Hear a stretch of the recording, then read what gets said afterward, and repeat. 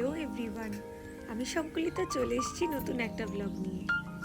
আজ ব্রেকফাস্টে বানিয়েছিলাম অ্যাভোকাডো স্যান্ডউইচ, তাই ভাবলাম সেই রেসিপিটা আপনাদের সাথে শেয়ার করি।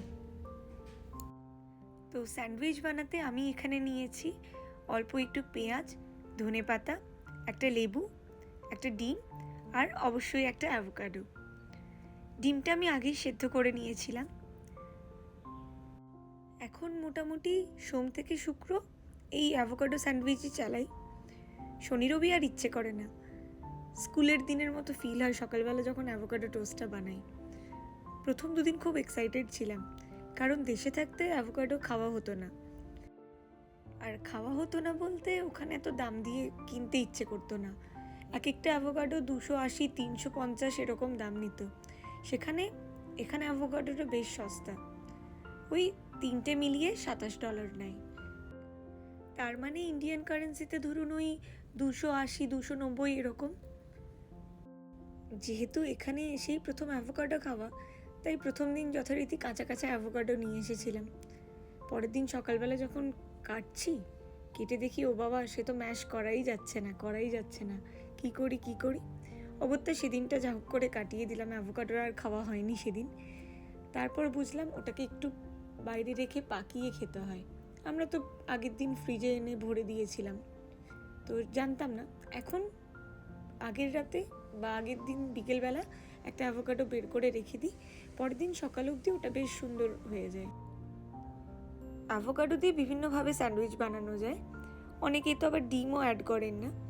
আমি ডিমটা অ্যাড করি, তাহলে স্যান্ডউইচটা বেশ ভারী হয় আর পেটটাও ভরে থাকে অনেকক্ষণ। শিলাদিত্য আর আমি তো সকালবেলা টোস্টটা খেয়ে নিই, তারপরও হালকা টিফিন নিয়ে বেরিয়ে পড়ে। টিফিনে ওই আপনার ফল, কেক এইসবই নিয়ে যায় আর একটু ড্রাই ফ্রুটস। তাই ব্রেকফাস্টে একটু হেভি করার চেষ্টা করি। তো এখানে আমি অ্যাভোকাডোর ওপর পেঁয়াজ, ধনেপাতা, ডিম সেদ্ধ সব কিছু দিয়ে লেবুর রস দিলাম, আর দিলাম একটু গোলমরিচ, অল্প একটু নুন আর স্যান্ডউইচ স্প্রেড। আপনারা চাইলে মেয়োনিজও অ্যাড করতে পারেন বা এটা স্কিপও করতে পারেন। এবার স্টাফিংটাকে ভালো করে মেখে নেব। আপনারা চাইলে এই রেসিপিটা একবার বানিয়ে দেখতে পারেন। আর আপনাদের কাছে যদি অ্যাভোকাডোর কোনো অন্য রেসিপি থাকে, অবশ্যই সেটা আমার সাথে শেয়ার করবেন, আমি তাহলে বানিয়ে দেখতে পারি। কারণ একরকম খেতে সব দিন তো ভাল লাগে না, মনে হয় মাঝে মাঝে অন্যরকমভাবে খাই। আর সত্যি বলতে সকালবেলা উঠে এত কিছু বানাতে ইচ্ছে করে না, তাই আমার মনে হয় এটা বেশ চটজলদি হয়ে যায়। সেজন্য আমি এই স্যান্ডউইচটাই বানাই। সকালের চাটা শিলাদিত্য করে, শিলাদিত্য চা বসালে আমি উঠে যাই। চা হয়ে গেলে আমি ডিম সেদ্ধ বসিয়ে তারপর দুজন বসে চা খাই। আমার কাছে না এই শীতের সকালে চাদর চাপা দিয়ে চা খাওয়া একটা আলাদা রকম অনুভূতি, তাই না? আমার মতো কজন আছেন? যাই হোক, আমার স্যান্ডউইচ রেডি। এবার এই ব্যালকনিতে বসে দুজনে ব্রেকফাস্টটা করে নিই।